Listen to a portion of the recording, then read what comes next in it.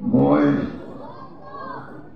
আগতে অলপ কথকি আছিলোঁ, কিন্তু এতিয়া মোৰ মুখত কথা বেছি নোলায়। কাৰণ বাহিৰত বৰষুণ দি আছে, মোৰ ভিতৰত, মোৰ অন্তৰত জুই জ্বলি আছে।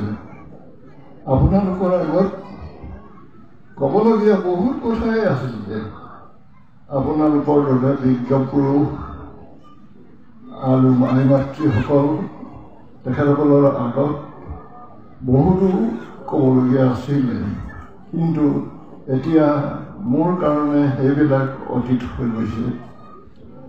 এটা সময়ত ডেকা কালত মই ব্লেক এণ্ড হোৱাইট মাষ্টাৰ বুলি মানে পৰিচিত আছিলোঁ। ব্লেক হ'ল মোৰ ক'লা লং পেণ্ট আৰু হোৱাইট হ'ল বগা চাৰ্ট। এই দুটাই আছিলে মোৰ চিনাকি।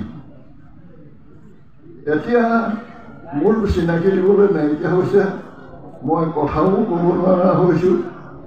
তথাপিতো